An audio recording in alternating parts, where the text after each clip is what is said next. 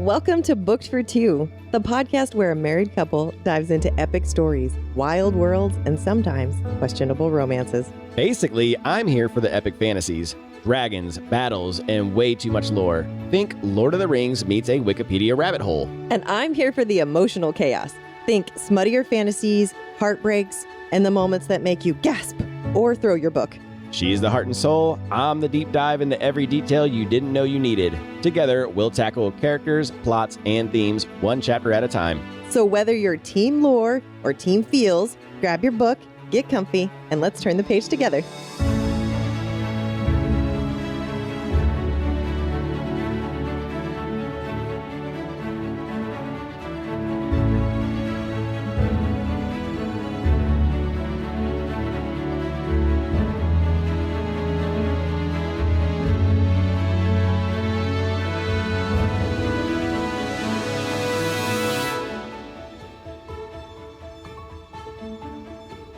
Welcome back, Fayettes, and Fantasy Fiends. You are listening to Booked for Two. I'm Scott. And I'm Genevieve. If you're new here, welcome to our brand of chaos. We bring the male and female perspectives, the wild theories, the heated debates, and of course, the couple's banter you never knew you needed, but now you can't escape. She likes her books full of morally gray characters, spice, and enough romantasy to make a Fae male brood for centuries. And he likes his full of epic fantasy, sci-fi, and deep emotional character arcs that ruin his life for days. And somehow we make it work. Okay, so let's talk Assassin's Blade. We're doing it. We're finally here. I feel like we've been emotionally prepping for this since Throne of Glass, and now that we're here, I'm both excited and already emotionally exhausted. And just to be super clear up front, we are reading this third. If you're reading along and picked this up first, you might want to skip these episodes for now. Yes, spoilers are coming, like full speed, dagger in the back spoilers for Throne of Glass and Crown of Midnight. No mercy. If you're not caught up, maybe circle back once you've had your emotional breakdown. We'll also see if we made the right call reading this after Crown of Midnight. There's a lot of debate about that, and I want to know if this actually hits harder with all of the context, or if we just made the biggest mistake of our lives. Bold of you to assume we're not already making emotional mistakes by being in this fandom. Let's rewind for a second, though. Quick Crown of Midnight recap, because, wow, Nehemia's death shattered us. Celaena's grief and rage pushed her to the edge, and then she found out that Chaol knew Nehemia was in danger and didn't warn her. Yeah, he fumbled the bag there. That was a hard one to forgive, and her vengeance spiral after, cathartic, brutal, kind of terrifying. I loved it. But we also got major world building, which I know you loved. We got word marks, word gates, word keys, the reveal that Celaena's not just some assassin. She's Aelin Galathenius, the heir to Terrasin. Come on. Mic drop. Suddenly, we're not just dealing with political intrigue. We've got ancient, evil, magic locked away, and Celaena carrying the weight of a kingdom she's barely ready to face. And she's leaving at the end of the book, heading to Wendelin while Dorian's magic starts to awaken and Chaol is journaling, probably. Hey, he's brooding. So now we're rewinding the timeline and stepping into the novella era. Assassin's Blade is where it all started. Celaena before the Glass Castle, before the title drops, before Sam. Ooh. In this episode, we're diving into The Assassin and the Pirate Lord. It's our first real look at Celaena before she was the king's assassin, and honestly, it's already feeling like the knife to the heart is waiting to happen. We're meeting Sam properly for the first time, which feels illegal, and Arobin alive, smug, probably manipulating someone before breakfast. The story's giving us underground slave trades, pirate posturing, and Celaena trying very hard to be the smartest and deadliest person in the room. And let's be honest, she kind of is. Also, He Said, She Said is back this week, and you know the drill. We each pick 3 quotes from the chapters that made us feel something. Rage, heartbreak, swoon, you name it. And the other one has to guess who said it and to whom they said it. So buckle up, because we're not easing into the Assassin's Blade. We're sailing straight into the storm. But first, as always, we must do our shameless plug, because without it, we would not be able to reach other wonderful people in our book lovers communities. So please be sure to subscribe, follow, and review our show on your favorite podcast platform. Your support means everything to us. Make sure you're following us on social media for behind-the-scenes content, sneak peeks, and updates. Plus, every Saturday, Sunday, we'll post the chapters we're covering in the next episode so you can read along with us. And if you haven't already, come hang out in our Discord. Want to scream about plot twists in real time, theories, unhinged book rants at 2 a.m.? We've got a space for that. Our bookish chaos crew is growing fast, and it's a vibe. Grab the link from our socials or in the episode description and come join us. Zero judgment, just pure reader energy. And now you can also watch us on YouTube. Yep, you can see our beautiful, overly expressive faces as we rant, rave, and occasionally lose our minds over fictional characters. Full disclosure, since I do all the editing while being a husband, dad, and trying to keep my job/sanity, those video episodes will drop Thursday or Friday, depending on how much life is lifting that week. We also want you to get to know us. So join us every Wednesday evening at 8 p.m. Central for a live Q&A on our YouTube and TikTok profiles. We'll answer your burning questions, react to your theories, and occasionally overshare our book-related emotional damage. Oh, and stickers and bookmarks are available whether you want to deck out your water bottle, Kindle, laptop, or just pretend to be organized with a cute bookmark. We've got you covered. Get them at bookfor2.com or through the link in our socials. And before we dive in, this episode contains spoilers for Throne of Glass and Crown of Midnight. So if you're not caught up, well, consider this your official warning. Also, fair heads up, this is an adult content show. We swear. We talk about murder, morally questionable characters, and let's be real, there's a good chance we're going to discuss some spicy scenes in graphic detail. Oh, here's hoping. But if you're looking for a wholesome book club experience, well, that's adorable, but you might be in the wrong place. All right, spoiler warnings have been dropped, the tea is hot, and the chaos is ready. And now, let's dive into The Assassin's Blade by Sarah J. Maas. Yes, let's turn the page.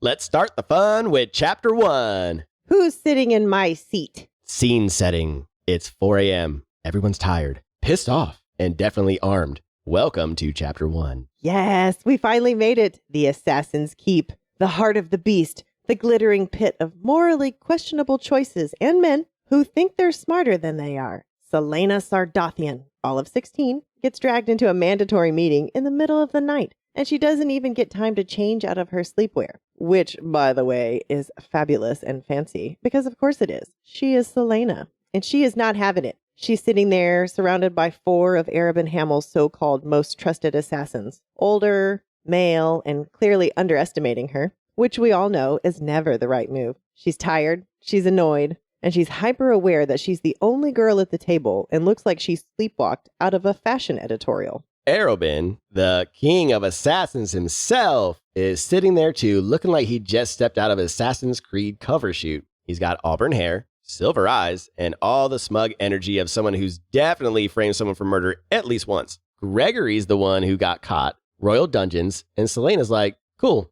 kill him. And Sam, shockingly, has an opinion. Apparently, he's still salty she got chosen as Arobynn's golden child instead of him. But for real, why the hell is Sam in Ben's seat? That's what she was stuck on? It's like if Lucien sat in Tamlin's chair and just acted like nothing was weird. That's Ben's spot. Final inner circle assassin, all still missing. Exactly. The disrespect is almost louder than the emotional damage, and that's saying something.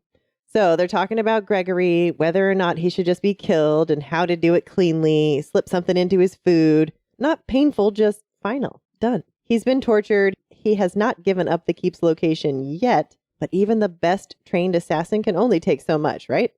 But Celaena realizes something. The order to deal with Gregory has already gone out. This meeting isn't actually about him at all. It's about Ben. And the next moment hits like a punch to the gut. Ben is dead. This man had helped build Arobynn's empire. They had trained together, grew up together. He was Arobynn's second in command. Turns out Gregory's mission, Ben took it instead. And now Ben's dead. His body got dumped like some kind of damn warning sign at the castle gates, and no one's even gone to retrieve him. Celaena loses it, rightfully so. She's grilling every dude at the table like she's doing assassin HR and someone just failed their quarterly murder report. Sam claps back with the old, you weren't there, you don't know what you would have done line. She fires back with the emotional equivalent of a lightsaber to the face, says she would have killed all of them to get Ben's body back. And then, hands slam, chairs scrape, Sam's up like he's ready to throw hands. says she's not running the guild yet, so nobody's taking orders from her. I mean, he's not wrong, but she's also not wrong. It's a fucking mess.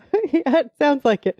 And luckily, this is when Arabin finally steps in. The quiet tension shatters when he gets up in Sam's space, grabbing him by the chin, and makes him look him in the eye. And he doesn't yell. He doesn't have to. He just tells Sam, plain and cold, picking a fight with Celaena tonight makes him a fool. Full stop.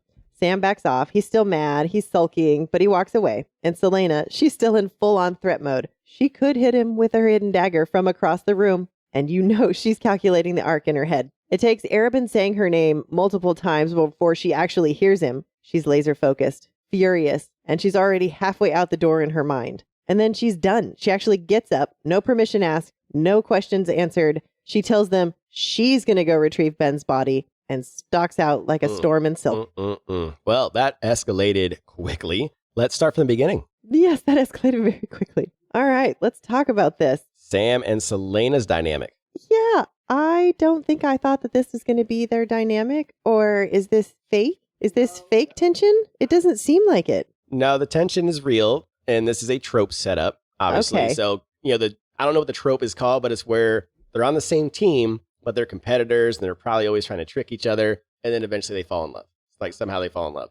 But yeah, it definitely shocked me too, because we are 2 books into the series, and the way she talks about Sam, we're like, oh, well, maybe, they grew up since at least she was 8 years old. So we're like, okay, well, maybe they had a great childhood together, training together, so trauma together, and they've been in love from the beginning. Nope. Like they've been kindergarten besties and hung out together and have been, boyfriend and girlfriend since kindergarten. I don't know why I thought that, but that was definitely what I thought. Sam's kind of got a temper. You think so? He gets hot. Well, he's jealous because Celaena is Arabin's favorite. That's fair. I mean, to think that you were going to be, I wonder when that changed or what changed that. Maybe when he found her and knows who she is maybe overprotective of her because of who she is. Now that we know that she's Aelin, do you think that's why he favors her? Or maybe because she's just that much better than everybody? Oh, it actually says, Celaena knew very well what Sam thought of her. She had known since they were children when Arabin took her in and declared her, not Sam, to be his protege and heir. So, right when... when he picked her up. So I think it's because... So when did Sam come around? Sounds like Sam had been there, right? And then he brought Aelin/Celaena there, right? Yeah, but Sam's only 1 year older. Yeah, so he would have been 9. Mm. It doesn't say. I mean, we'll probably find. Maybe we'll find out eventually when he was there. Yeah, whatever. We learn of a couple new names: Gregory, who's dead, another assassin, but another important name, Ben. Yes, Ben, like another father figure. It sounds like to Celaena. But not only that, but best friend of the King of the Assassins, Arobin's best friend as well. Yes, is dead because he took Gregory's mission. Yes, and this specific line caught me. Ben had seen to it that his friend became the unrivaled king of the assassins and never questioned his place as Arabin's second. That sentence is foreshadowing. Some SJM foreshadowing. That's foreshadowing. If I've ever read it. Arobin killed him. Trope. That's a trope, right? Yes. Yes. Okay. Yeah. You're calling it Arabin? Yeah. When you have 2 best friends, it's another trope where you have 2 best friends that journey together, grow and build something together. One eventually gets corrupted. Yes, corrupted. Yes. And then, the other one tries to bring them back and then they get killed and there's some protege and our protege is now Celaena. So Celaena's gonna. So you think that Arabin is corrupted and not that he took out Ben because Ben was corrupted? Just a thought. We've been saying Arabin's dirty this whole time. The reason why is because Ben's dead now. Yeah. Celaena's 16 here, right? Yeah. So that means that in 1 year, she'll go to Endovir. Mm-hmm. So how is Ben going to do that? Dead. So it has to be Arabin. Touche. All right. So are you ready to turn the page? I am. Let's go.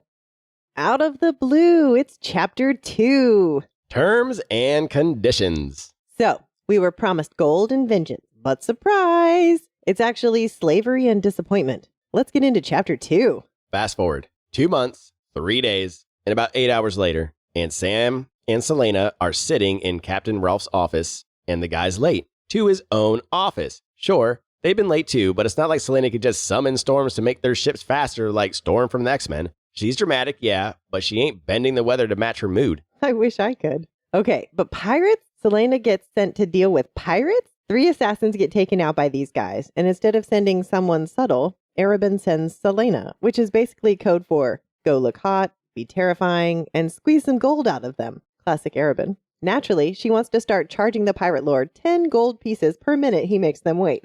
I mean, I would too. Pirate tax, emotional distress fee, something like that, whatever you want to call it. But Sam has the letter from Arobin and refuses to open it. Classic wet blanket behavior. Sounds like Kale. He's sitting on this mystery like it's a golden ticket while Celaena simmers in her cloak. Sam got sent along to escort her, which, let's be honest, just means Arobin wanted a damn narc on the trip. Not like she was planning to do anything shady anyway. She was actually kind of hyped to meet the legendary pirate lord of Aurelia, but so far, total letdown. Man's got his grand pirate headquarters on the top floor of a tavern. Less sea power, more shady Airbnb. Nice. But can we talk about the look? Celaena shows up in a full black cloak, tunic, that iconic ebony mask. Her face is completely hidden. Her age is a total mystery. And then she just strolls through Skull's Bay like a whisper of death with a cloak that billows, not flutters, billows. Words matter. Her cloak game is unmatched. Her intimidation level, 12 out of 10. But now she's bored and she's antsy, which is when she starts poking around Rolfe's office. Because why not commit a little casual office snooping while you're there? And Sam naturally is there to kill the vibe. Stop it. What are you doing? He'll be here any second. Like, okay, Mom. Celaena responds by doing the most Celaena thing possible and plops herself right into the Pirate Lord's chair. And when Rolfe finally makes his dramatic entrance, Sam stands like a gentleman, and Celaena, she doesn't even blink. She just watches. So Rolfe has this map inked on his hands. Supposedly it updates with storms, enemies, treasure, real-time pirate bullshit like some cursed nautical garment. And then he just starts pestering Celaena about her mask and how warm she must be. She doesn't move fast enough out of his chair, so he reaches for her. What a dumbass.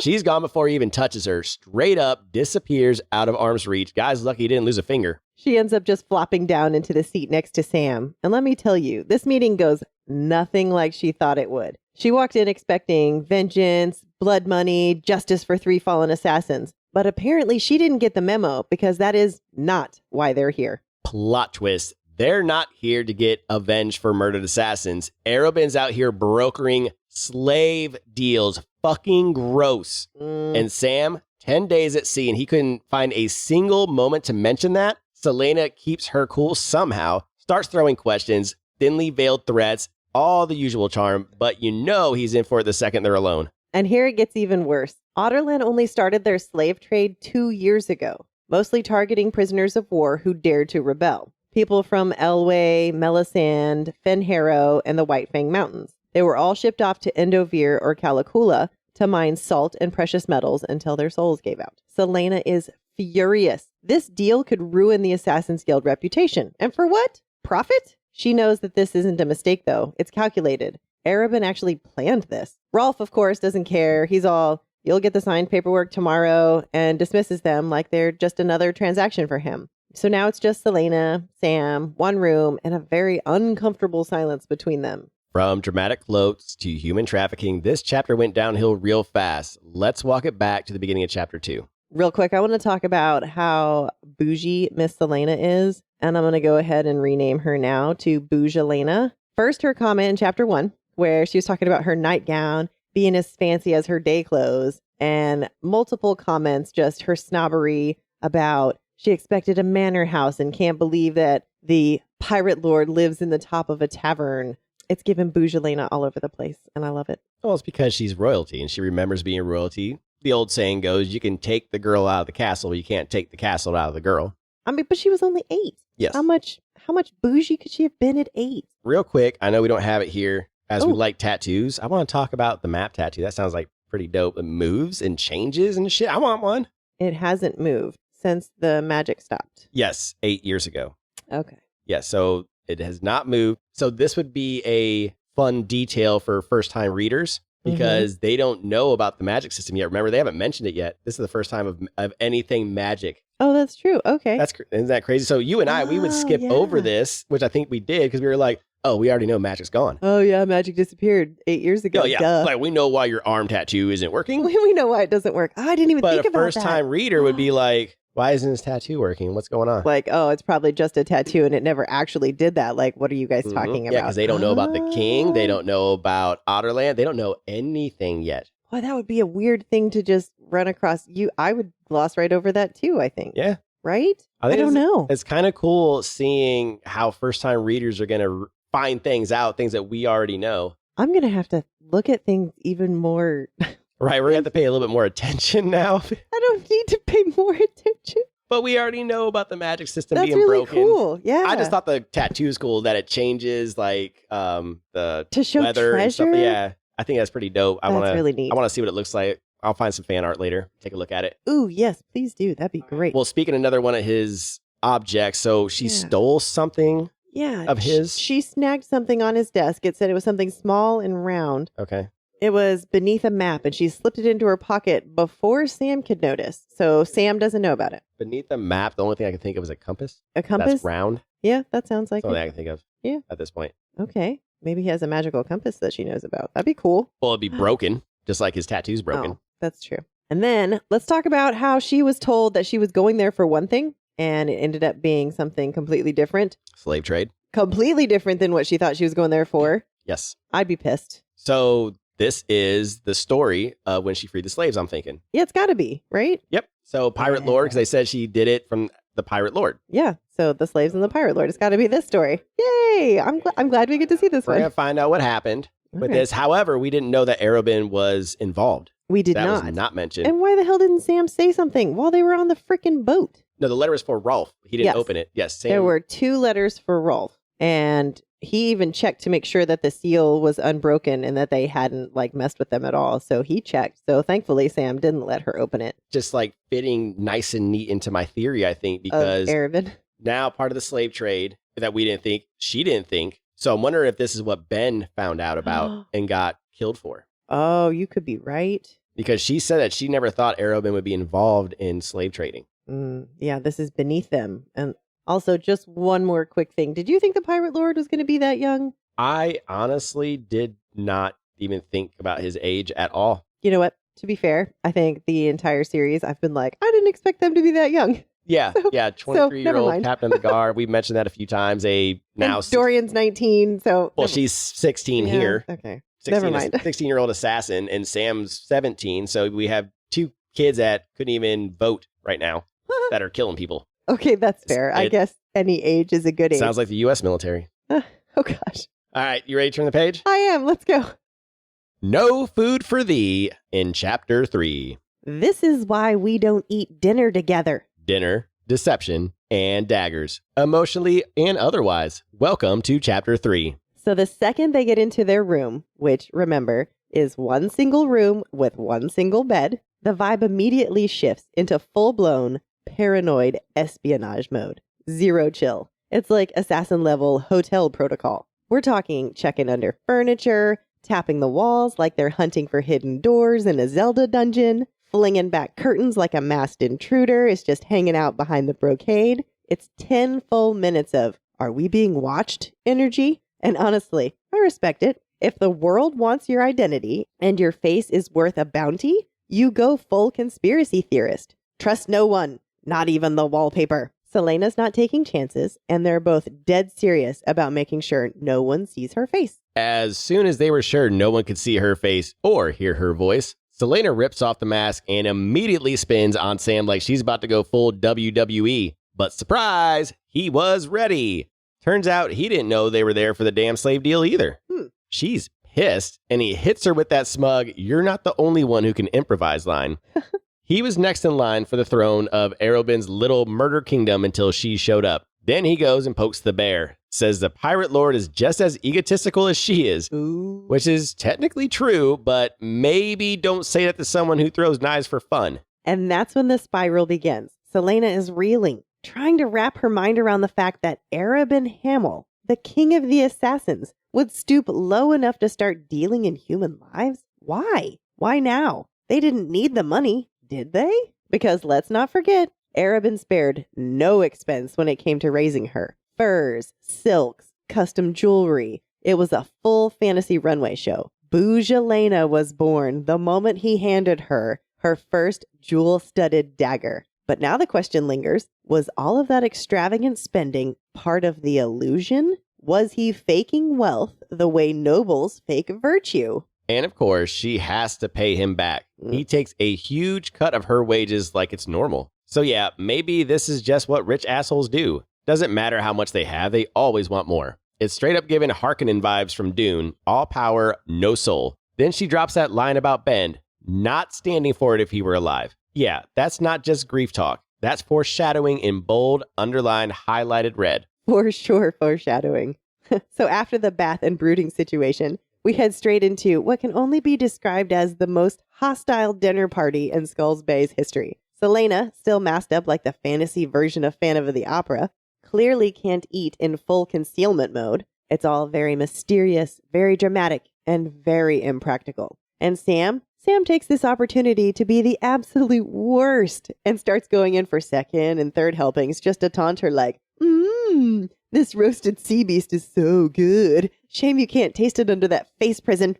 Honestly, at this point, I was kind of hoping it was poisoned for her sake. At least then she'd get to skip dessert and throw a dagger on the way out. And of course, the Pirate Lord, because apparently he thinks he's hilarious, tells her once again, just take off the mask and eat. Or what? Are you just hideous under there? Sir, we are 3 seconds away from her removing your spine instead of that mask. Well, instead of a face reveal, he says maybe she can tell him how she became Arobyn's protege. She chimes back in. I trained. Not all of us are lucky enough to have a magic map inked onto our hands. The Pirate Lord puts his palms together to form a map of their continent. The map hasn't moved for 8 years, the same amount of time since the Fae had been banished and magic had disappeared. So he also had to claw and kill his way to where he was. Respect. Okay, but Celaena isn't letting Rolfe steer this ship. She chirps back that she's the world's greatest assassin, and she's afraid of no one. And Rolfe, he's like, cool, I'm the world's greatest pirate, and I'm scared of plenty of people. Honestly, I wasn't mad at that comeback. A self-aware pirate is a rare breed. Then, because apparently it's roast hour, he hits her with the smirk move. That's actually her move. Weaponized smug against her. And he says, I'm surprised that Arobyn hasn't beaten the arrogance out of you yet. Which, first of all, rude. Second of all, get in line. Then Sam, actually using his brain for once, asks Rolfe how he became Pirate Lord. Turns out, he murdered every pirate who outranked him. Just went full purge on anyone cocky enough to think he couldn't handle the job. Respectfully unhinged. Then he turns to Celaena with some real unsolicited therapy energy and tells her to watch her back around Sam, because there's always someone waiting for her to fuck up. Sam just sits there smirking like this is the best day of his life. Celaena's comeback basically tells Rolfe to mind his own business. Not even a burn, more like a mildly warm breeze. Not even a burn at all. Ugh. After that delightful dinner, where everyone bonded over emotional manipulation and unsolicited life advice, they head back to their room. And with the mask finally off, Celaena takes first watch. Because if you can't trust your travel companion not to stab you in your sleep, you at least make sure you're the first one awake. Naturally, the banter picks right back up. Sam, who apparently loved getting roasted at dinner, announces that he actually kind of likes Rolfe now. Because of course he does. Why? Oh, just because Rolfe casually suggested that he kill Celaena and reclaim his spot next to Arobyn? You know, super chill pirate compliments. But Sam, to his credit, or I guess partial credit, knows better. If he showed up back in Rifthole without Celaena, Arobyn would absolutely flay him alive. So if he were to betray her, it wouldn't be here, and it wouldn't be dumb. Yes, that's the kind of comforting bedtime talk every assassin girl dreams of. Celaena, for her part, says she's not going to kill him in his sleep tonight, which is assassin code for sleep tight, don't let the daggers bite. And with that glowing endorsement of safety, Sam promptly passes out. All right. The emotions are high. The patience is super low. There is no room service. Room service is terrible. Let's take it back to the start of the chapter. Chapter 3. All right. So it looks like you created a nickname for Celaena, huh? I did. I could not handle it anymore. I have decided that she is now Bougelena. Bougelena. We got Delulu Dorian and Killchip. And Killchip, yeah. She commented that her room was below her exacting standards. Was just that was it for me. I was like, okay, bougie. And then it just kind of flowed into Bougelena. Hey, like I said before, you can take the girl out of the castle, but you can't take the castle out of the girl. She remembers what it's like to be royalty and wear all that fancy shit. And Clearly. she is not going back for anybody. Nope. I feel that. That's fair. I wouldn't want to go back either. At least we find out that Sam also didn't know what they were really here for, so he wasn't hiding that from her that 10 days that they were crossing the sea. Why has Arabin lied to both of them then? Nobody knew why they were going. That's crazy. Maybe that's why Ben's dead, because he knew maybe this is something that Arabin was doing behind everyone's back, his own little deal. Oh, man. Maybe that's why Ben's dead. And you called it they were sharing a room so someone can keep watch. I was reading way too much into that. So, yeah, one stands watch while the other one sleeps. That's clever. So nothing is actually going on between them except for just casual banter so far. There's a little something going on. What? Flirting. That little bit was flirting. The casual banter. I'm calling That's not banter. That's flirting. That's banter. That's the beginning of flirting. For those two, with their attitudes towards each other, that's flirting. They're flirting. Okay. I think they're flirting. Light, casual flirting. Okay. I'll give you that. All right. I mean, she's 16 and he's, 17? This is teenager flirting right here. Almost pulling her pigtails, but not. Pretty much, yes. Okay. I can see that. All right, that tracks. All right, light flirting it is. Are you ready to turn the page? Let's go. Recon score in Chapter 4. Breakfast is served. Sleepless assassin, suspicious pirates, and sabotage in the works. Welcome to Chapter 4. So the sun may have risen, but sleep definitely didn't show up. Even when it was finally her turn to rest, Celaena just couldn't. Tossing and turning, sweating through her sheets, brain doing the full emotional Olympics. Because how the hell is she supposed to reconcile this? Arabin, the man who trained her, shaped her, clothed her in silk and shadows, is asking her to hand people over. People who dared to fight back. People who wanted freedom. And now he wants her to deliver them into chains? By the time dawn hits, she feels like hell. And Sam, ever the support system, lets her know she looks like hell too.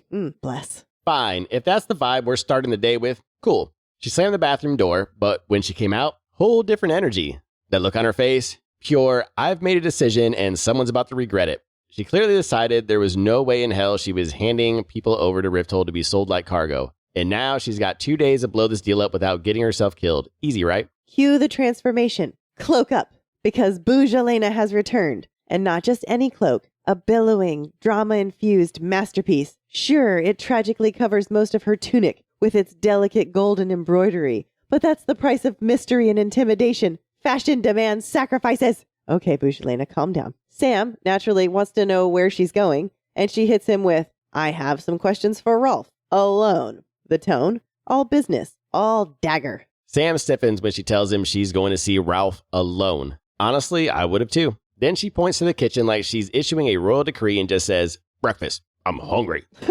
Man opens his mouth like he's about to say something smart, and then, nope, he folds, bows dramatically and says, as you wish. Could that be a Princess Bride nod from SJM? Ooh. Honestly, I wouldn't put that past her. I wouldn't either. Then they flip each other off like emotionally constipated soulmates, and honestly, that's friendship goals.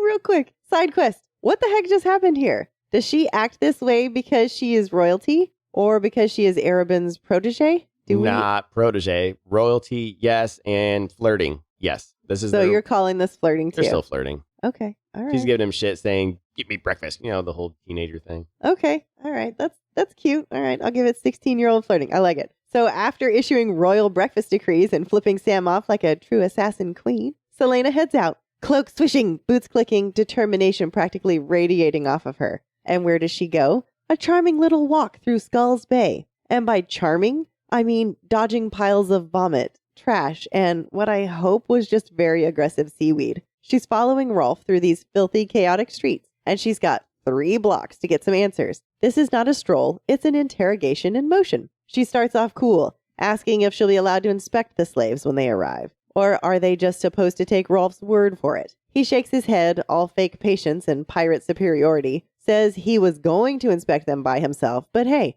if she wants to tag along, she's welcome. Oh, so generous. She casually asks where the inspection usually takes place, like she's not already calculating a dozen exit strategies in her head. Ralph says they usually use a big-ass stable at the far end of the town, but because the turnaround is so fast, they're doing it right on the ship this time. Cool. Nothing shady about rushing a 100-person slave deal. Totally above board. But she needs more answers to build her plan. So she presses, how long does the inspection take? And he's like, as long as it takes. Because there's 100 slaves. 100. On one ship. What does it say? Fucked up clown car situation? Where are they even going to fit? Well, still playing her part, Celaena keeps it cool. As long as Rolfe doesn't try to pull anything shady, she doesn't care how long it takes. Smile, nod, plot his downfall. Then, surprise, he invites her to join him tonight to inspect another 100 slaves over in a holding facility across the island. Oh, good. Bonus reconnaissance opportunity. 2 for 1 on moral horror. Her plan is coming together. Show up, act unimpressed, claim the slaves aren't good enough, decline the shipment. No deal, no damage, and she can just ghost out of this hellhole guilt-free. What could possibly go wrong? She waves him off like, fine, whatever, just send someone when it's time. Then she asks who's managing the slaves on board. Is it her responsibility, or are the pirates handling that? He mentions that a couple of his men will be on board, because nothing says comfort like a bunch of guys with knives guarding human cargo. They're nearing the end of their lovely death march through Skull's Bay when they stop in front of a blue-painted tavern.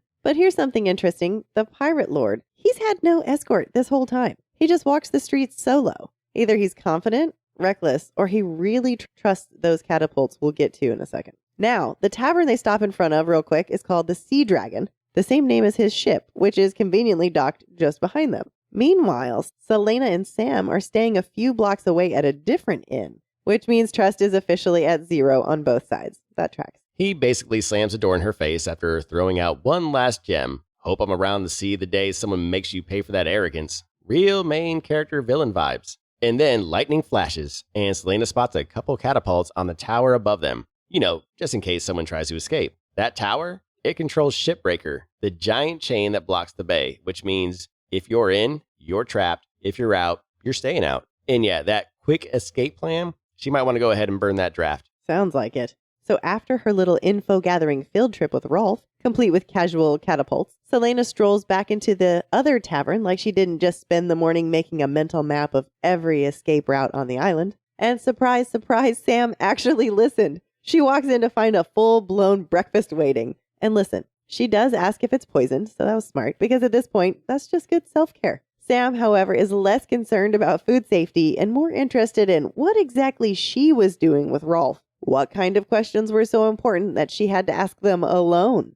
Celaena, of course, is all, oh, polite ones, which in Sam's mind is code for she wants something, always. She straight up lies and tells him she was asking Rolfe about the weird map inked on his hands. And Sam doesn't buy a damn word of it. Dude slams his fist on the floor like they're in a courtroom drama. Why the hell should she keep playing coy with him? He starts pacing, and apparently this means his shirt needed to breathe because he undoes a button. Ooh. Just one. But that's enough to short-circuit Celaena's entire brain. Note to self, careful with the damn button, Sam. That thing's a weapon. And here's where it really unravels. Not Sam's shirt yet. Sam presses harder because he knows her. They grew up together. He knows her tells, her habits, the way she gets twitchy when she's planning something big. He knows she's cooking up a scheme, but she can't let him in. Not this time. Because if she tells him, he'll try to stop her. He always does. That's who he is. And worse, she's terrified Rolfe might kill him just for knowing, just for being too close to her when the fallout hits. So no, he has to stay out of it. And then she hits him with the classic deflection. Maybe she just likes older men. And it lands like a flaming cart full of bricks. So he calls her bluff, rips his cloak off the window, flings the shutters open, and basically dares her to stop him. If she's so interested in Rolfe, her face shouldn't matter, right? Better than suffocating in stale air. She tells him to shut it twice. But he's just done. He's done being ordered around, done pretending like he doesn't care. His arms are crossed. He's in full petty posture mode. Even when she growls at him, he doesn't budge. So she launches up out of her chair, shoves him aside, slams the window shut, and drapes the cloak back over it, like she's sealing the drama back into the night. She's seething now, wants to know what the hell's gotten into him. Apparently, he's tired of taking her shit. Says every time she puts that mask on and cloak, she turns into a different person, and he's over it. She tells him to get used to it. He grabs her wrist, firm but not aggressive, and reminds her she's not the head of the Assassin's Guild yet. Arobin still calls the shots. She just rolls her eyes, yanks her arms back, and fires off one hell of a warning shot. If he ever grabs her like that again, he'll lose the damn hand. Ooh-wee. All right, we've got breakfast, pirate recon, and a casual death threat or two, you know. Let's take it back to the beginning of chapter 4. Well, of course she can't sleep. They aren't in the slave trade. This is beneath them. They are bougie assassins, damn it. Why did he send them to get the slaves? These two. Why did he send these two to get the slaves? That's the big question, right? I have two possibilities. First one, to get them out of his way, whatever he's doing back in Rifthold. Mm-hmm. or 2, he's setting them up knowing that they might not make it off Skull's Island alive because it's just them two and an entire island of pirates because he has to know Celaena is not going to stand for slaves. Okay, so maybe his plan was for them to not escape. Okay. I'm just saying. Wow. I don't trust the fucker. I see that. Okay. But speaking of the slaves, Yeah. Celaena played her role perfectly. Oh, she did a great job. I need to inspect them first. I need to get all the details about the operation. I need to dismantle it from the inside without you knowing that I'm asking all of these questions for reconnaissance purposes. Now, unfortunately, we cannot tinfoil hat a lot of this because this is prequel. And had we read this first, we would definitely be tinfoil hatting right now saying, oh my gosh, she's going to free the slaves. But we already know that she does free the slaves. And here's the 200. I mean, he says here's 100 here, but I also want you to inspect another 100, 200 slaves. This is the story. Yeah, this has got to be it. Oh, I mean, we know it's it. Yeah, of course. Another part that I am enjoying, though, is seeing Sam and Celaena's relationship grow. Kind of like How I Met Your Mother. Yeah. You keep having to show me, though, that they're flirting. Like, I keep not taking it as flirting, and it's very... Could that be your tism? I don't know, maybe. I mean, it could be. I'm not like making fun of you or anything, but our listeners know that we're both neurospicy, and you probably lean a little bit more tism than I do. And so you just don't pick up on social cues that you are taking it word for word that she is bossing him around. Where me, I am seeing the subtle, flirtatiousness. I can kind of see it like when you say it that way, but when I read the words again, I'm like, but that's not what they're saying. No. But I do find this, I find this interesting though, because, and this is a real kind of fun study when it comes to like neurospiciness and like different levels of it, because I'm also ADHD, you're ADHD, but again, you lean more tism, I lean more ADHD. And so I don't have to mask as hard as you do when it comes to socialization, because it comes natural to me. I'm more of an extrovert. You are hardcore introvert. Yeah. When it comes to people on the autism spectrum, you guys take things as face value. And that's why a lot of times when you speak your mind, it's because you don't see the social cues and you don't understand the social cues sometimes. No, again, it's not a bad thing, but it's just interesting because you read this and you're like, oh, she's just bougie and... bougie and bossy. Yeah, bougie and bossy. And I'm like, yes and no, she's also flirting with him. But yeah, it's just like Buttercup and Wesley at the very beginning of Princess Bride when she's making him do stuff and he's like, as you wish. Like and she was like, that's basically him saying, I love you. Okay. All right. So it's flirty. This I like it. Flirty. Okay. Yeah. And it's awesome because, again, had we read Assassin's Blade first, we might be like, are they going to get together? I mean, we know that they get together because this is her first love, but it's cute for us seeing how the relationship formed. But for someone reading this the first time, they'd be like, are they going to get together? Are they not? I don't know. So it's interesting, like the two different takes. Okay. So yeah, this would definitely, without having read any of the other two, you would see this as moving towards enemies to lovers. Is that what you said? Yes.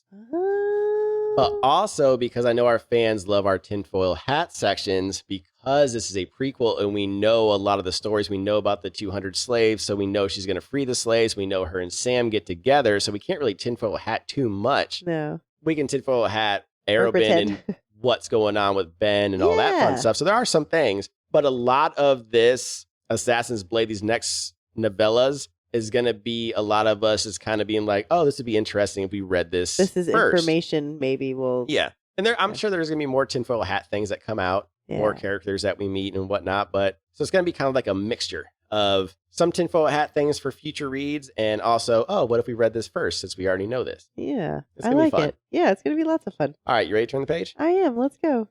Johnny 5 is alive. It's chapter 5. We're not here for the gold anymore. She's done pretending this is just another job. Chapter 5 is where the decision starts to take shape. So now we're off to tour the holding facility because what screams ethical field trip like checking out a human trafficking warehouse? Sam's tagging along like this was always part of the plan, playing it cool while they walk through a setup that's exactly what you'd expect. Dark, foul-smelling, cell after cell crammed full of terrified people. Celaena switches into recon mode. She's taking note of everything. What kinds of locks they're using, how many prisoners per cell, which continents they're from. Then they come across 4 pirates talking shit and saying nasty things around an Elway prisoner. Then one of them says something really sleazy that sets Celaena off. And just like that, things go nearly to hell. It takes everything Celaena has not to gut the guy on the spot. Sword half drawn, blood boiling. All of her carefully crafted plans nearly go up in smoke. But Sam is faster. Grabs her hand like it's an intimate gesture, and suddenly they're role-playing the charming yet morally bankrupt buyers again. He starts asking questions like he's actually interested, like he's just another monster looking to compare price points on people. And what they learn is worse than expected. Otterland isn't just kidnapping prisoners from the battlefield anymore. They're buying them now. And then Celaena asks the question I've been dreading. What about children? They find out there will be maybe 10 kids total in this shipment. 10. And the pirates, they don't see a problem with this. Just another item on the manifest. Children's aren't hard to sell if you know where to take them. That line alone sets Sam off. And then it gets worse. Some rich households want them for maids or stable boys, but others might end up in brothels. And that's when we get the gut punch. Sam's mother sold to a brothel when she was 8. She only lived to be 28, murdered by a jealous client. And that's how Arobin ended up with Sam. She'd been one of his favorites, so when she died, he took the kid in. And honestly, fuck, that explains so much. Oh, yeah, that's the moment. That's the exact second when Celaena goes from sabotage to scorched earth. She's not just going to sink this deal anymore. She's going to burn the entire operation to ash. And the way she plays it, ice cold. She looks Rolfe right in the eye and says she's looking forward to inspecting the shipment tomorrow. Calm, controlled. Meanwhile, she's already calculating how to dismantle every last part of this system. And bonus detail, this group of slaves, they are scheduled to be shipped out the same day as their ship. They leave the warehouse and Selena's already speed walking like she's about to break into a sprint. She doesn't say a word, just heads straight for the water and starts yanking off her mask, cloak, boots, and tunic. And Sam, he's right behind her, probably wondering if she's planning to swim to another continent. By the time he catches up, she's standing calf deep in the surf and fully in meltdown mode. Sam grabs her arm, demanding answers, trying to rein her back in, but she's not in the mood for reason. She swings at him with her free arm, a move he knows too well, and then it's on. They're wrestling in the waves like two wolves caught in a storm, water crashing around them, sand flying, adrenaline spiking. But Sam's not fighting to win, he's fighting to stop her. And finally, something in the way he says her name, the way he really asks, gets through. She finally stops, breathing heavily, fury simmering, but she stops. When she finally promises not to deck him again, he lets her up and now it's time for answers. And she just lays it out. Tells him she's freeing the slaves. She needs his help and Sam's brain absolutely short circuits. Arobin will kill her. Rolfe will kill her. Hell, maybe both at the same time. Why does she even care this much? They're assassins. This is what they do. They ruin lives for a living. Why is this different? But she doesn't even hesitate because they have a choice. The slaves don't. That's the line. And that's it. That's her fire right there. The thing that Sam doesn't understand yet. He's still clinging to logic. How the hell are two of them going to take on an entire pirate fleet? It's reckless. It's suicidal. It's the bravest thing she's ever done. But Celaena, she's actually calm now, steady. She's got a plan. And yes, she actually tells him. She trusts him with it, even knowing what it could cost them. Then Sam, finally, asks the smart question. Why were they sent there in the first place? They were lied to. They aren't essential to this deal. Any other assassins could have been sent. Why them and why now? And then she defends Arobin instantly. But you can tell doubt's starting to creep in. He wouldn't set her up, would he? But there's still so much she doesn't know, especially about Ben.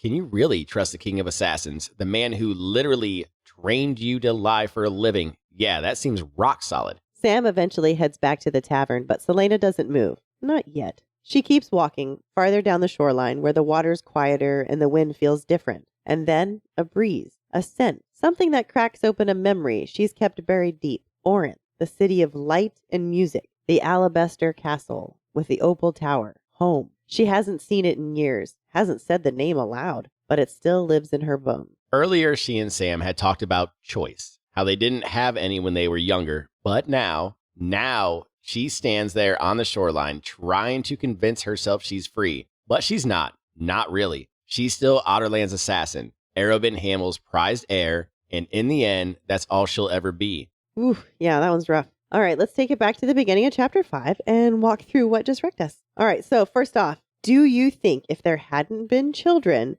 that they would have left the one group of slaves there in the warehouse? Great question. Celaena, I think, still would have freed them. I think she had that plan all along because she didn't know about the children yet. That's and true. that's when they asked. And Sam, I think maybe Celaena would have talked him into it eventually, but at this point, I think he would have been on board with going ahead with the slaves. But once he found out about the children and knowing what happened to his mother, You think that was the line for him? children are the line for him. Okay. But I'm hoping further on, women, children, any slaves will be a line for him That would be great. because it's definitely a line for Celaena. It is, and I love that for her. So, and now we're glad that they are finally asking it out loud. Why did Arabin send these two in particular? He wanted them out of Rifthold for an entire month. Suspicious. Very suspicious. I'm trying to tinfoil hat this one, have something to do with Ben's death, Gregory's disappearance, because he knows Celaena. He has to know that she would have felt bad for the slaves. He knows Sam's past and what happened to his mother, and he had to know that going there, he was going to get fired up about what's happening to his children and remember his mother. So again, he sent them on purpose again for two reasons: to get them out of Rifthold for something, and probably thinking that they're not going to come back from this. Setting him up to fail or something like that. Because even Sam's questioning, he's like, how is just two of us on an island of pirates? Yeah. And they can't just leave either because there's no escaping Arabin. Correct. They both owe him a whole bunch of money. And it's like kind of like Arabin planned it that way. Is he a pimp? He seems like a pimp. He's not a pimp. This is just a typical assassin thing. I mean, it's a typical rich guy thing. Like, I'm going to train you, do all this shit, but you're going to pay me back for it. Like, I'm going to give you all the skills now, and then you're going to pay me back. So to him, he feels like all the skills that he has taught them is worth 350,000 is what she ended up paying him. Something like that. Because we know how much that she paid him back. Yeah. I think it was that much. It was a lot. So It was a lot. It's basically like taking out a loan from a bank and saying, I mean, it really is like you're taking out a college loan to go to college, and then you now have to pay it back. And that's basically what they're doing. So he's like, I'm going to teach you all these skills, turn you into a great assassin, and you're going to have to pay me back. Well, I think it was also about the furs and the silks and the bouginess. So I think that also cost a pretty penny too. Because she mentioned that, like, oh, I've got this nice gold embroidered tunic that nobody gets to see because of my awesome cloak. But she has to pay him back for that. Well, so I think it's also the clothing and probably the housing and her fancy mask that no one can see through and all that good stuff. Well, also, I didn't think about the genius of sending them to Skull Bay because he's win-win no matter what. So if they follow through and bring the slaves back, he's got a whole bunch of slaves and he's like, okay, maybe I can trust these two and they can do my bidding for me. Yeah. Now, I think, it could just be a test to see how they react with the slaves. Could be. To see if he can trust them and bring them in to the slave trade. Maybe he tried that with Ben, and that's why Ben's dead. Ben was like, nah, bro. Oh, maybe. And now he has to test, and he's like, okay, Ben and Celaena were close. I need to test her. What's her loyalty? Let's send her over, see how she feels about the slaves and Sam. So it's a win-win for him because... But it's his two top people. You don't trust anybody. He said that. He said, do not trust anybody as an assassin. So, but it's smart. Think about it. Win-win situation here. So the slave trade, sweet, I can trust them and I get slaves. If not, he feels, okay, there's no way they're going to make it off Skull Island. So they're dead anyway. And I've lost people who I don't trust. Yeah. So he wins smart either. for him, he wins either way. All right. Vile. Villainous. She notices a constellation by heart, mind you. And what is that constellation? I think it was Orion. No. That's not Orion. It was a animal that has things that grow out of its head seasonally. Things that grow out of its head seasonally. Yes, an like animal. A tree? I mean, they look like tree branches. Freaking stag. It was a stag. Stag, Lord of the North. So if we're going to play Oh, my logic gosh. to all the people, I think Bree and some others defend you with this one. So if we're going to play logic and we're going to say she noticed the constellation, she was looking for the constellation of the stag, would she not notice a stag on a tapestry? You and this gosh Would she dang not? tapestry. Would she not? You know what? I'm going to send SJM an email about this. SJM, if for some odd ass reason you are listening to this, we got to know, would she have noticed a stag on the tapestry right away? Did the stag magically appear on that tapestry? Did it magically appear? Was that your intent with your words? Because that's not what the words say. It's not about intent. It's about what you imagine. I imagine the words weren't there. I imagine that your imagination ran away with you. Anywho. She would have noticed a goddamn stag. Out of all the animals on that tapestry, a stag, especially dead center. All right, well, moving on. Moving on. Let's talk about this, what you're calling a typical trope scene, the rolling in the beach waves. Tell me you haven't seen this shit in typical rom-coms and all that stuff where like the female gets all heated, she runs out into the ocean, the man chases behind her, and then he's trying to calm her down, she's thrashing, they roll around in the sand, I've had enough, they start breathing heavy on each other and look deeply into each other's eyes and all that shit. Bet. We could recreate this on the beach. I feel like we will hurt ourselves if we try to recreate this. We are in our 40s now. Hey, man, you just be gentle. What, we're not 16 and 17 anymore? Maybe this is why all of the assassins in these books are this young. Yes. Yes, I think I saw a TikTok like that where it's like everyone bitches about these assassins being like 19, 20 years old. And it's like, imagine a 40-year-old assassin out there like with a broken ass hip. And she's like, no one wants to hear that. Like, oh, my back. I slept wrong. Yeah, we want to see like parkour and shit, not. Oh, that was great. Oh, man. One thing you did want to point out, though, is that no one ever talks about the sand after those scenes. Right? After you do all that wrestling around. Like, nobody ever talks about all that sand. Have you ever wrestled around in the sand? No, I have not. I played football in the sand, all kinds of stuff in the sand, and that shit gets everywhere. And I'm a guy. Oh, that's not true. I guess I played volleyball. Yeah, we don't have, what y'all have for sand to get in certain places. So, yeah. It's not as sexy as people think rolling around in the sand with each other. No, it looks sexy on TV and shit, but it's not sexy in real life. It's uncomfortable. Yeah. Do you want to go make out on the beach? No, it's uncomfortable as fuck. Sand gets everywhere. It's in your mouth, and then you know how crunching on it. Oh, ew, my God, that's the worst feeling. We're just creeping ourselves out now. Sand in your teeth. Ew. All right. All right. On that note, you ready to turn the page? I am. Let's go. Getting in their licks. It's chapter 6. Don't mind us. Nothing to see here. Daytime recon, casual sabotage, and a whole lot of quiet plotting. Welcome to chapter 6. The next morning opens on a very casual, very subtle little walk through Skulls Bay. Celaena and Sam are out strolling the streets like two assassins on vacation. But beneath the surface, it's full-on operation mode. They're pretending to shop, to chat, to flirt with vendor carts, but every look, every step is calculated. The timing of this plan has to be perfect. One missed beat and it all falls apart. So they're multitasking, laying out their moves while lifting intel from drunk pirates and overly chatty harlots who clearly don't know how to keep secrets. Honestly, Skulls Bay might be the only place where loose lips sink ships is taken both literally and sexually. By 4 o'clock, she and Sam were already on board, standing there like this is just another normal day at the office while pirates hauled slaves onto the ship. 93 people, 7 had died in transit, and right on cue, they're back to grilling Rolfe with questions, real casual like. How many more might die before they reach Rift Hold? Are they being fed? Given water? Where are the others? The ones from the warehouse? Oh, they're in the next ship over. Okay. And she keeps it going. Will the ship be protected through the night? Will the watchtower be keeping eyes on it too? How many of the slaves speak the common tongue? Because, hey, that might improve resale value, right? It's all about asking questions that sound cold and professional. Just another buyer doing their due diligence while actually gathering every piece of actionable intel they'll need tonight. One of the prisoners speaks up. His name is Dia. He speaks the common tongue. Noted. And just like that, the inspection is done. As far as Rolfe knows, everything is going according to plan. A few hours later, 2 cloaked figures slipped into separate rowboats. Celaena and Sam each headed toward their target ship. Slow and methodical, not splashing, no sudden moves. They couldn't risk alerting the watchtower. Meanwhile, every pirate in Skulls Bay was knee-deep in free ale, courtesy of Arobin Hamill's assassins. Nothing says distraction like an open bar. It was basically Ocean's 11 if Danny and Rusty were armed, pissed off, and rowing through sewage.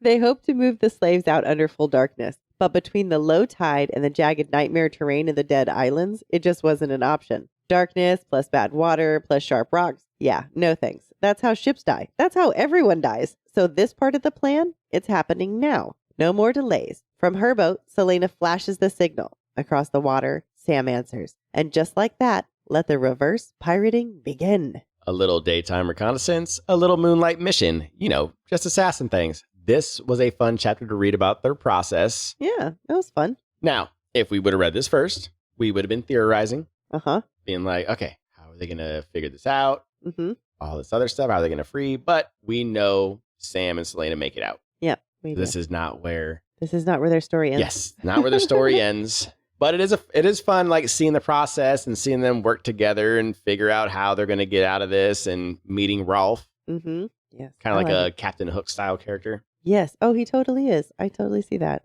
That's a good call. Like a young Captain Hook. Like the one from, you ever see Once Upon a Time? Or is that the name of the show? Where the town of Storybrooke Yes. Did you ever get to Captain Hook? I don't think so. Real quick, Uh-huh. Google Captain Hook from Once Upon a Time and tell me that's not book talk. Oh. Right? Oh. So that's then. who I picture as Rolfe, how he looks. Because he's a young pirate. Okay. So this is kind of how I see Rolfe. Okay. I could totally get behind that. But now you see why people loved Once Upon a Time? I watched the first couple seasons of it. You don't remember Captain Hook? I don't. Yeah. Was he in the first? He was in the first few seasons, yeah. I don't think he was in the first season, but I think the second, third, and all the way through that. Yeah, I don't remember him at all, so I must have stopped watching it. I don't know. Anyways, I definitely didn't see him. So He would have played a great Dorian. What do you think? Dorian or Kale?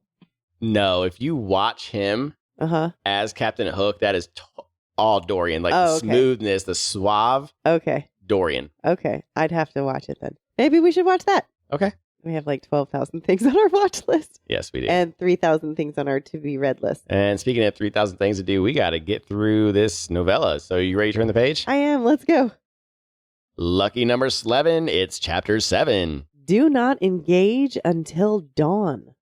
It's showtime. Celaena's in position. The rowboats are in motion. And the guards about to have a very bad night. Welcome to chapter 7. Celaena's locked into assassin mode now, creeping onto the Golden Wolf like she was born for it. 3 guards on deck. First one drops after she hits the pressure point. Second gets smacked with the pommel. Third takes a clean blow to the head. No killing, just lights out. She flashes her signal towards the Loveless, where Sam's supposed to be doing the exact same thing. So far, so good. And finally, after what feels like an eternity of waiting, that signal comes. All right, Sam's in position. It's go time. Celaena makes her way to the captain's quarters next. 1 guard taken out without a sound. Captain Fairview, though, not so lucky. She gets him secured in the brig, gagged and bound, with a very clear message. Cooperate or die. And if any of his crew tries to play hero, same deal. This isn't personal. This is war math. Then she slips down into the cargo hold, takes out 2 more guards with the same surgical precision. That's where she finds Dia, the guy who speaks the common tongue.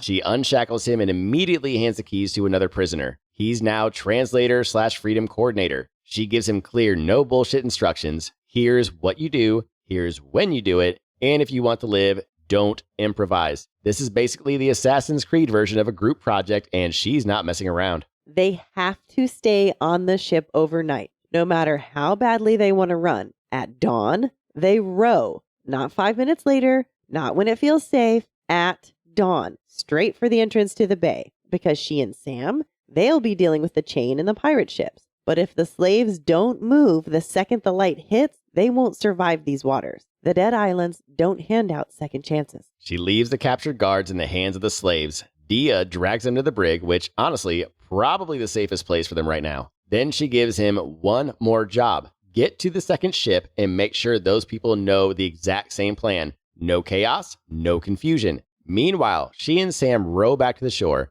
They've got to make sure that when dawn hits, the distraction's loud enough to cover the escape. And it better work, because if it doesn't, a lot of people are gonna die. Woo-wee! Pirate ships, prisoners, and just a sprinkle of don't die at dawn. All right, from the top. All right, so she's taking out the guards, threatening the pirate ship captain. So why is she not killing them? I don't know.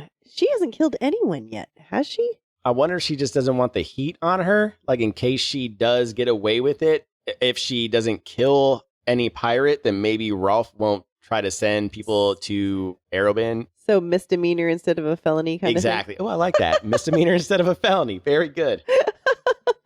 All right. I mean, I think assault is still a felony, but you get the No, you get what I'm getting in at. pirate law. Yes. What Yes. she's doing is probably more of a misdemeanor Yes. than she is playing with his money at the same time, but still. Yes. I get what you're saying. Very well said. Well, they're off to cause a disturbance. They're going to take out the chain and still somehow get away. Do you think that's why she bought the town ale? To distract 'Cause everybody? everybody loves a good drunk pirate brawl, right? And it's free, so why wouldn't they all be there, right? So the biggest way to cause a distraction, get them all drunk, Oh, yeah. rile them up, start a fight, I right? mean, it's smart. It's a group of alpha beta males getting hammered, and then you just literally just start one itty bitty fight, and they all start going off. That's got to be what their plan is. That's exactly what their plan is. It's going to be so easy. But the question is, if they're not going to be on the two ships with the slaves, how the hell are they going to get out? Yeah, because they're set to row at dawn, right? Unless they're done causing the disturbance before then and somehow get back on the ship. Unless they're like Olympic swimmers and can swim their asses to the ships once they get past the chain. I have no idea. I have no idea. I guess we'll have to find out. I guess so. Ready to turn the page? I am. Let's go. Don't be late. It's chapter 8. If you show me yours, I'll show you mine. So, how do you kill time before toppling a pirate operation? Easy. Get drunk, play cards, and start a tavern brawl. Welcome to chapter 8. Listen, alibis matter, and Celaena knows it. So she's posted up at a table with Rolfe. Sam's knocking back drinks, and she's pretending not to be the chaos gremlin that we all know she is. She's laughing, ordering rounds, acting chill. And Rolfe even calls her out for not grilling him with questions for once. Sam chimes in to agree and immediately gets kicked in the shins, which was deserved. Naturally, Rolfe brings up the mask again because he's obsessed, and she plays it cool. Says maybe he'll see her face if they make Arabin a nice pile of gold. But she flips it around. What about his face? What about those hands? Did he really sell his soul to get that living map? New deal. Her face for his secret. Celaena pulls out a pack of cards, and they play until the ass crack of dawn. Sam taking everyone's coin like he's counting cards. By 5 a.m., Rolfe's mood is circling the drain, and they're about to make it so much worse. Celaena sticks to the plan. One accidental trip, a spilled ale, and boom, pirate fight night. The tavern erupts like it's the Isle of Tortuga. Even Rolfe gets dragged in. So does Celaena. While punches fly and mugs get shattered, they slip out the back and make for the watchtower. No one sees them leave, and that, my friends, is how you stage a goddamn distraction. Hell yeah. Well, at least that was the plan. A couple bruises, a little blood, but Celaena makes it to the rendezvous with Sam. They've got only moments until dawn, and they need to disable the chain and the catapults before anyone realizes what's happening. They're about to sprint to the watchtower, adrenaline pumping, and then Rolfe steps out of the shadows and asks where they're going, because of course he does. I'm going to make you ask this fucking question. You need to ask. Go ahead. Ask it. Ask away. You have to say the bar fight. I am not saying that. You will ask this question now because I cannot get through that line until you ask the question. Oh my God. All right. So I have my most important question of this chapter. Real quick, let me give the context for everybody. So after we read the scripted part about the story, we have notes and questions about, our tinfoil hat theories and what we plan to talk about during the chapter. So as we're going through the notes, the very first thing, real quick, here is what she feels is most important to talk about right off the bat. Go ahead and ask the question. What is your question that you were really wondering about that you needed to know? I want to know just how exactly did Sam drill a hole in the bottom of his mug without being noticed? How is that pertinent information for anything right now? Listen, man, I want to know. What? I don't know. How do you drill a hole on the bottom of his mug? Does he have a penknife? I don't know. Like, what does this mean? Why do we care? I don't know, but you've literally been laughing this entire chapter. You cared so much to make it a question at the end of the chapter. I didn't know if you wanted to have a tinfoil hat theory about it. I thought maybe she's just genuinely curious. Like, how does one do that? Like, if I get into that situation and I'm done drinking, how do I drill a hole in the bottom of my cup without anyone noticing? Exactly. See? You never know, right? Inquiring minds want to know. I mean, it's just like when taking a shot, when everyone throws their head back, you throw your head back and throw it to the side. I get it, want to get out of getting drunk situations, but wow. Okay. That was your number one question for this chapter. Yes. That was my number one question. I'm sorry. Okay. And then, But number 2 is, Hey, number 2 I guess was just good. as important, maybe the most important. Yeah, probably. Probably more important than the first one. I was going in order. Going in order. Yeah. Got it. So did Rolfe really sell his soul for the map? To whom? And big tinfoil hat theory. Yes, big tinfoil. Is the map on his arm going to lead us to the third word key? And what is it? Again, go ahead and remind us. All right. The third one says, where the third lies will never be told by voice or tongue or sum of gold. So it cannot be told. Mhm. And so a map has no tongue. Uh-huh. You can't buy the location from the map itself. I feel like Siri begs to differ, but go ahead. She's my map. She's my GPS. I don't think his map talks back, though. What? I don't think his map just is said Siri. maps don't talk, and I was telling you mine begs to differ. Anywho. God. This is supposed to be the shortest chapter, and this is going to end up being the longest because you want to question how Sam drilled a hole in his mug and if what Rolfe's tattoo is like Siri, and we'll talk back to you. I don't actually think it will. But if it does everything on its own, what is it? Foes, treasure, and weather? So he's not going to be in control of it. Well, a word key is technically treasure. Yeah. So if that's where you want the map to lead you to, I would assume that it will lead you to word key. I have a feeling we're going to see Rolfe again in this map. Again, SJM brought this map up on purpose. You would not bring this map up if this map would not come up again. Of course. Why would you bring up a magical map tattoo if it is not supposed to be used again later on in life? I agree. Why have a badass tattoo if you can't use it? Poor thing. He sold his soul for nothing. Well, to who? You said the witches? Oh, yeah, maybe the witches. Okay, that's Maybe. legit. Talking about the Iron Teeth, Yeah. not the Croaking, obviously. Yeah, I assume. I mean, that would make sense. I mean, or the Valg themselves. Well, no, he's too young to have probably met the Valg because we're assuming he's human. Yeah. I don't think he's assuming, Fae. Yeah, So he wouldn't have he's been human. around for the Valg. So probably you're right, the witches Yeah, that's what I'm probably thinking. tattooed him or... Spelled it. Ooh. Spelled the tattoo. He never said how long he's had it, right? Was it like maybe it was tattooed on him as a kid? Has he always been a pirate? I have no idea. I don't remember that part at all. Maybe we'll find that out later. Wow, we're tinfoil hatting the shit out of this short ass chapter. Yeah. Well, we did a good job of not doing that out of any of the other ones. I mean, if you want, we can really tinfoil hat that mug of Sam's and like just figure out magic. Maybe does Sam have magic? Was he magically like spinning a drill through the mug? Maybe. Maybe he used an. Did he have a drill maybe he bits? used an antler From a from stag. a stag. Did a magical stag show Yeah. up and help him poke a hole in the mug? That's what I'm thinking. Yeah. Maybe that's what happened to the antler of yours. Okay. I think we've exhausted. All right. Are you ready to turn the page? We've exhausted this one. Let's go. Turning on a dime in chapter 9. Unmasked and unleashed. The tavern's still brawling. The plan's in motion. Everything was going to plan until Rolfe stepped out. Chapter 9 starts now. So Celaena tries to play it cool. So she just stepped out to avoid the tavern brawl. No big deal. Nothing suspicious to see here. Rolfe is not buying it for a second. He saw her trip the pirate that kicked off the whole thing. He knows that she's been itching for a fight all night. And honestly, she wasn't exactly subtle about it. Then, out of the corner of her eye, she sees the oars extend from the ships. Uh-oh. Maybe, just maybe, he won't notice. Oh, of course he notices. And his response? I'm going to kill you, Celaena Sardothian. She does the one thing she's got left. Rips off the mask and throws it to the ground, showing Rolfe her face. That shuts him up for 2 seconds. Then he starts losing it, accusing them of pulling some kind of trick, demanding to know what kind of game they're playing. Celaena doesn't even look at him, just tells Sam to run. And Sam's gone. Sprints off while Rolfe is still trying to compute the fact that Arobin sent a 16-year-old to negotiate with the pirate lord of Aurelia. Guys, guy looks personally offended, like he just found out Batman's been a teenager this whole time.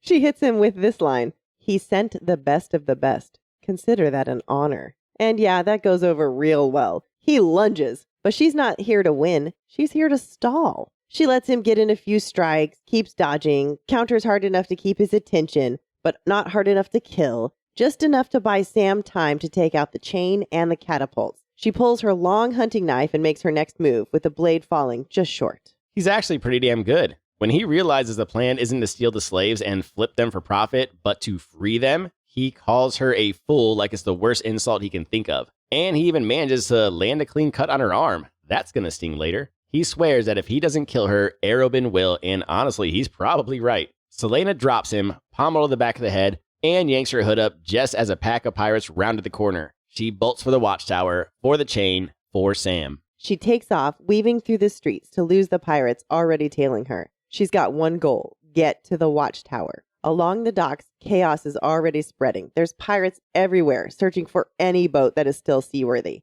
which won't be many, because that was also part of the plan last night. Every rudder they could reach was disabled, including Rolfe's sea dragon. And then she sees him, Sam. He's ahead of her, outnumbered, running for the tower with pirates closing in fast. A blur of movement from the street. Sam charging up the stairs like he's got death breathing down his neck. 2 pirates block him at the top, but he cuts through them just as a dozen more hit the tower. Celaena's too far back, still sprinting like hell. When it hits her, one person isn't enough to move the damn chain. The ships are rowing forward full speed, and that thing isn't budging. Sam reaches the catapult and doesn't hesitate. Celaena watches from below as he manhandles the damn thing into place, determined to hit the tower holding the chain. One pirate makes a desperate throw, a dagger flashing through the air. And right as Sam brings his sword down on the rope, snap! It's instant. The chain gives way with a boom that echoes across the entire bay. The slaves have a shot now, but the blast takes part of the tower with it, and Sam was on that tower. She finally makes it to the tower just in time to see the sails catch wind. Slave ships slicing through the water toward open sea.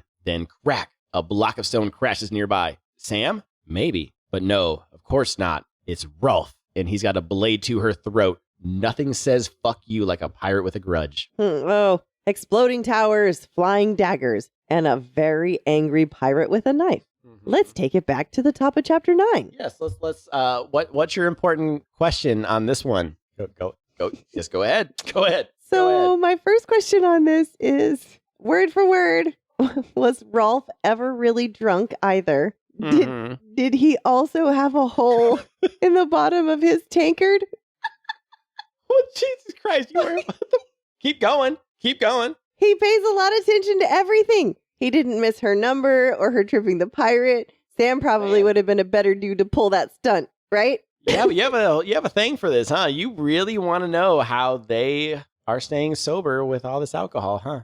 Filling holes. Okay. Well, off of that topic, let's talk about how awesome Celaena is. Okay. She is amazing. She is letting him live. She's essentially playing with him. She is gauging how much contact her blade has on his clothing. Here, let me just slice it just a little bit. Here, let me take that string off of that for you. Wow, that's impressive. Was that also a squirrel?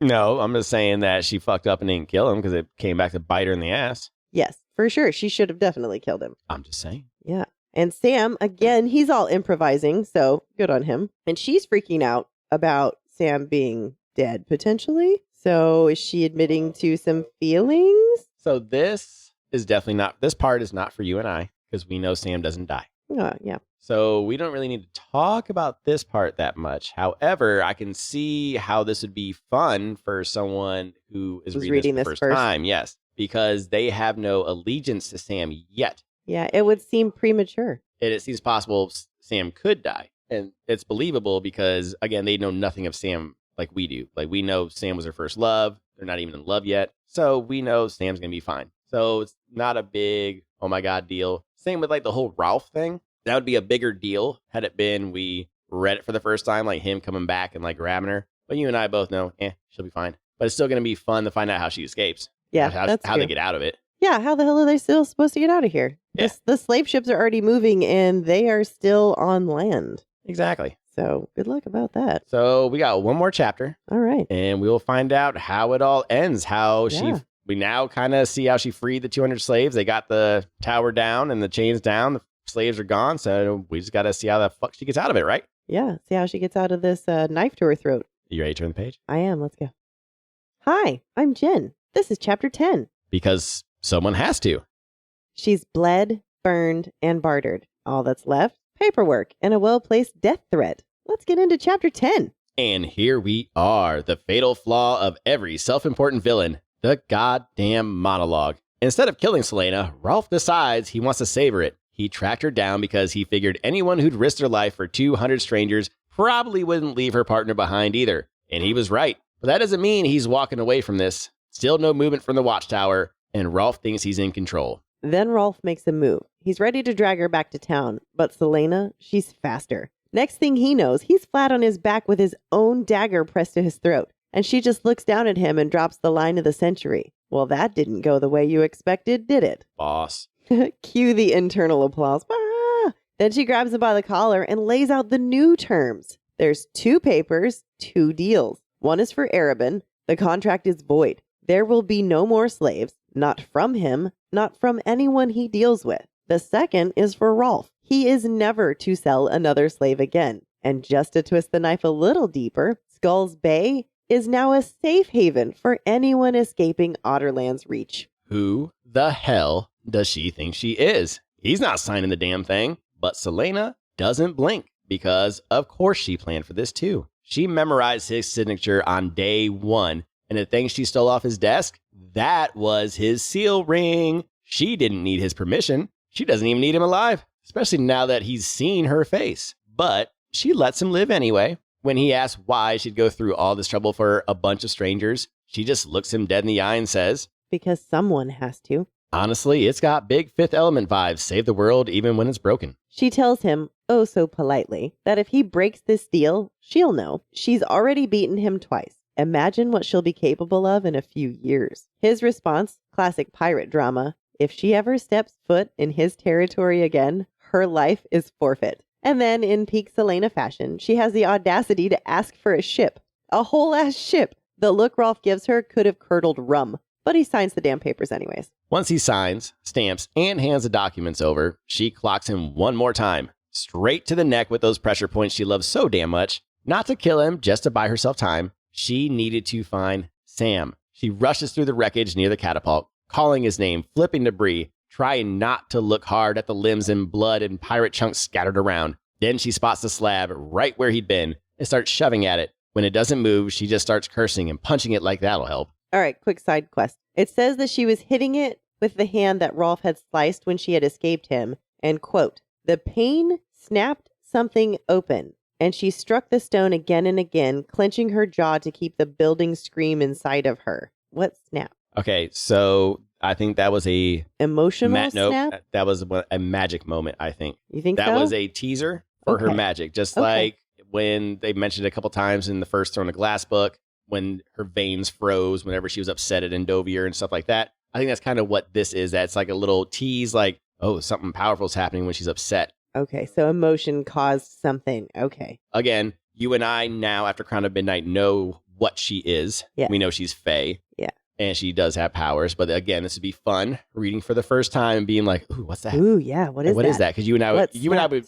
That's what we did in Throne of Glass. You did that. You were the first one to pick up on that. You were like, this means something. The fact that, you know, she felt ice in her veins. Is that the literal? Iciness in her veins. Like, literally? Or what does that mean? Exactly. All right. Side quest complete. Side quest complete. So then, of course, Sam strolls up all casual with, for some reason, I don't think that's going to make the rock move. She spins around. She's been screaming his name, and he's just vibing nearby. She tears into him. What? Was he waiting? Letting her panic? Savoring it? And then the shift. She looks at him. Really looks. The smirk, the mischief, the kindness. And before she can even think, she throws her arms around him. He freezes at first, but then he hugs her back.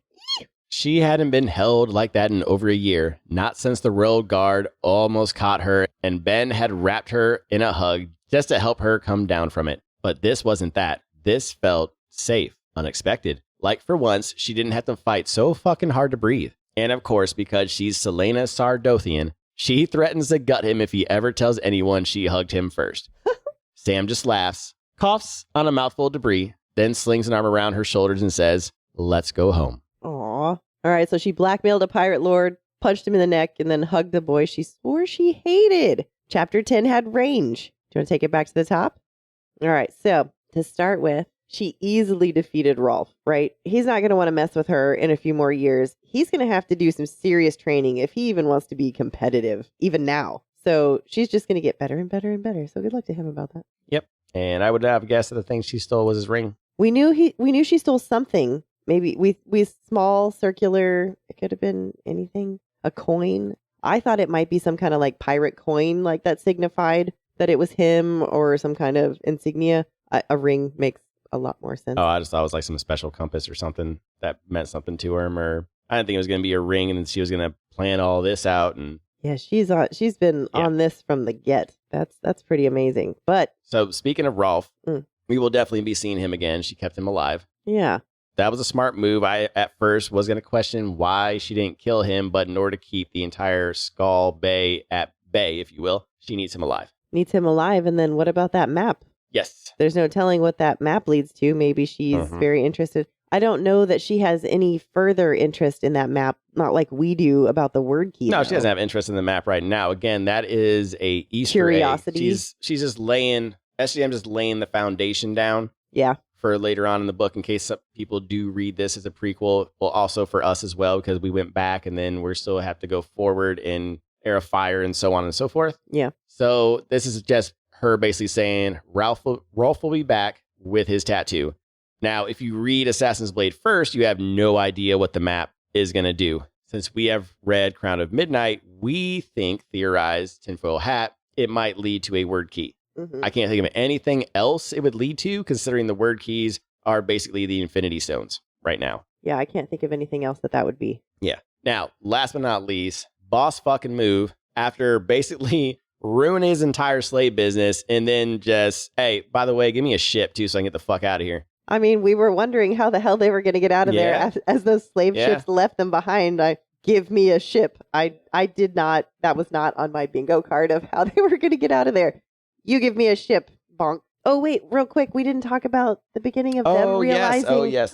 Sam and Celaena, which is the reason for this whole part, is now we saw them as, the very beginning, they're bickering, they're at odds with each other. Yeah. What do they call that trope again? It's not enemies to lovers. It's like competitors. No, it's a thing, because someone else just wrote a book and there's an actual trope. I saw it today. Oh, I don't know. There's so many of them. I know, but I can't remember anyway, the names of all of them. But yes. Yeah, they go from like competitors who supposedly don't like each other, and then they do this. They get sent here together by themselves, and they end up having to work together. Then they find out, oh, we both have the same values and morals. And then like, oh, I'm starting to see him in a different light when he's unbuttoning his shirt and showing his man chest. You think you think he was doing that on purpose? He was unbuttoning his shirt and showing his man chest. He wasn't doing it on purpose, but she was on purposely looking. She was like, She's like, let me get some of that Sam meat. Oh my gosh. Yum. All right. Well, I guess we get to watch how that unfolds.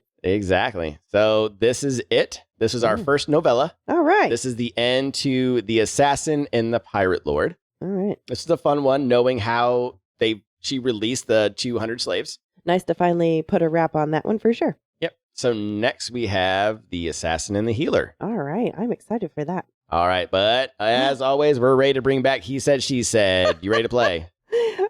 Yes. I am absolutely ready to play this time. 1000%, she said very confidently. All right, folks, it's time for He Said, She Said, the game where we test each other's knowledge of this week's chapters by guessing who said what. Or more accurately, it's the game where I win because Scott either overthinks it or totally blanks out. Excuse me? I'm just giving you the illusion of superiority. It's called strategery. Is that what we're calling it? Anyway, we've each picked 3 quotes, and the other person has to guess who said them. 30 seconds, no hints, no lifelines, maybe some multiple choice if he begs. And apparently no mercy either. Let's get to it before Genevieve starts drafting her victory speech. All right, everybody, welcome back to He Said, She Said. This is the first one for Assassin's Blade. This is our 3rd book, so I'm feeling good about where we're at with your easy and hard now. How are you feeling? I'm feeling pretty good about it, actually. I think I finally got this. Maybe. Okay. Yeah. All right, so do you want to go first then? Let's see where we're at. All right, I'm going to go first. Are you ready for my easy one? Let's see what we got. It literally, I don't think it could be any easier. Okay. Sam! Okay. See, yeah. Nailed it. You definitely let me know who it's to, and it's Sam. And I'm going to go with Celaena. Said it to Sam. Yes! Asked, yelling for him. Listen, I'm going to say that I nailed that easy one. Yeah, I'd say so. We got it. Okay. Now we got to make sure the hard one, but you ready for my easy one? Yes. Should I worry about going to sleep? Should I worry about going to sleep? Yes. Oh, this was one of those flirty flirt lines that Sam threw at Celaena. There you go. Yes. Yeah, that was cute. I like that one. All right. Go ahead. Give me your medium one. I did recognize that was a flirty flirt line, I think. Pretty sure I did. Yeah, you definitely recognize it as a flirty flirt line. Congratulations. Good job. Thank you. All right. Are you ready for my medium one? Go ahead. You realize this is the most reckless thing you've ever done, right? Okay. Reckless thing. So reckless thing would be freeing the slaves. That's pretty reckless. Mm-hmm. So I'm going to say it's definitely to Celaena. And I'm going to say Sam to Celaena. Yep. You're correct. All right. Good job. I mean, was that a medium or was that an easy one? It could swing either way. Yeah. All right. Yeah. All right. But not too bad. Not too bad. All right. What's your medium? This one fought back a bit. Mm-hmm. I feel like that was a hard one. This one fought back a bit. Yeah, this might be like a medium hard. Yeah, I feel like this is a medium hard. Yeah. This is the guards. This is the guards at the warehouse when they're walking up to that group of them. Yep. You got the right scenario. Okay. And I mean, they say it to Rolfe, I'll give you a hint. There's a particular gentleman besides Rolfe who's also a captain. Fairview. There you go. Yep. Yeah. He says it to the other pirates. Yeah. Okay. I guess medium hard, maybe. Yeah. Because you got the scenario. You knew the scenario. Yeah. But I think we just forget about Captain Fairview because we really didn't talk about him much. Nope. Other than, hey, shut your face and don't get everybody killed. And yeah, because he really wasn't that pertinent to the story. Well, oh well. Yeah, well. All right. Sweet. Are you ready for my hard one? All right. God, it's so hard not to say that's what she know. said. You know how hard that is? Do you know how hard that is? That's what she said. But we grew up in the Office era. I say it all the time at work, so. I know. But it does get old after a while, though, I guess. I guess. All right, go ahead. All right. You think freeing 200 slaves will solve anything? I feel like this is a hard one. I feel like I did a good job. You feel like that's a hard one? Yeah, because I feel like a couple people could have said that. Only like maybe 3. Actually 2. Shut up. Damn it. I mean, so this would be more of like a medium? Why do I suck? Because it's either Rolfe or Sam saying it to Celaena. I'm going to say Rolfe. So that's a medium type. Damn it. Yeah, I'm going to say Rolfe. I was so proud of myself.